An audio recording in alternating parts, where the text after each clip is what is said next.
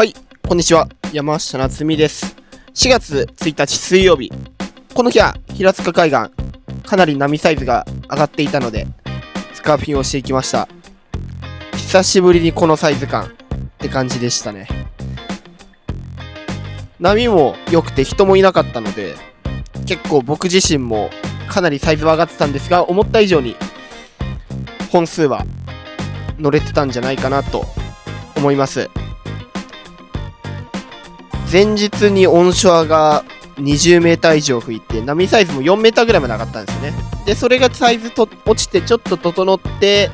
ちょうど潮がまだ高くて流れもあんまりなかったっていう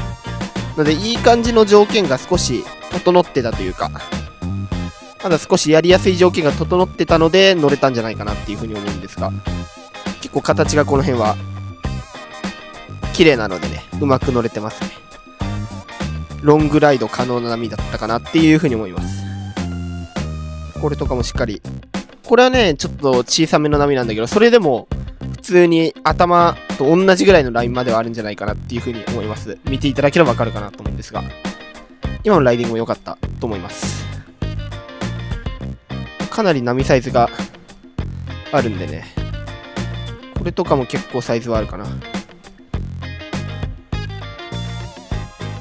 いいね、しっかり。これはちょっとスープ気味が強めの波なんですが、しっかり波の前出て、この先でパンピングして狙ったんだけど、ちょっとこれね、板の立ってるポジションが悪くて不安定になっちゃったかな。あとはこんな感じでたまにブレイクが早い。こっから波の前に出たいんだけど、これちょっとここで刺さっちゃったのがもったいなかったかなっていうふうに思います。これはいいね、しっかりキープしながらチューブ狙いかな。テールを踏んで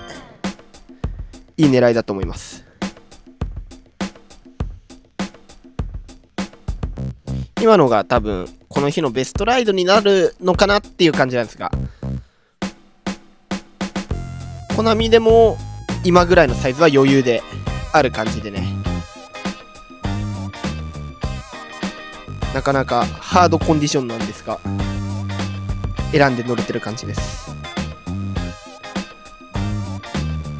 さあ、しっかりここで波の前に出ることをチャレンジするけど、これはだんだんちょっと置いてかれてるかな。惜しい。もう少し前目でテイクオフできていたら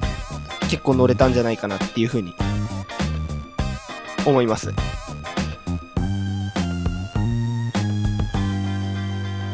さあ、少し緩めのところでテイクオフして、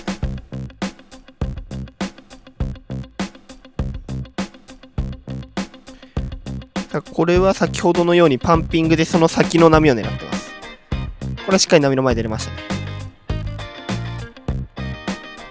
先の波はちょっとサイズは下がるんだけど、しっかりワンアクションは狙っていける。いい感じだね。しっかりポジションを読んだ上で今のは狙えてたんじゃないかな。だんだん潮が引いてきて、この辺は波が少しずつですが、ワイドめになってきてる感じの時間ですね。テイクオフできる本数はそこまで大きくは変わってはいなかったかなっていうふうに思うんですが、少しワイドめになってきたので、テイクオフする位置、ポジションをしっかり読む必要はあったんじゃないかなっていうふうに思います。ラインナップも結構このテトラの真横からそれよりアウトカーぐらいで待ってたので、結構アウト目で待ってた感じですね。ゲットアウトもちょっと大変な感じでした。さあ、これはいいですね、サイズがある。これは余裕で頭以上のサイズが来てますからね、スタンディングの。いいですね。これもちょっとチューブ狙いでいったけど、少しこれはかぶれなかったかな。最後スピナーでコンプリート。こんな感じでね、この日はかなり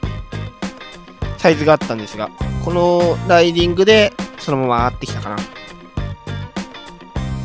こういう日はかなりスキムボードでサーフィンするっていうのはね、大変な条件なので、あんま無理はしないようにっていう感じです。特にサイズが上がった時とかは、初中級者の人はね、自分のレベルに合った条件でやるように、無理せず、入らないっていうのも一つの選択肢かなと思うんで、気をつけながら入ってください。最後までご視聴いただきありがとうございました。今回の動画が良ければ高評価、チャンネル登録よろしくお願いします。それではまた次回の動画でお会いしましょう。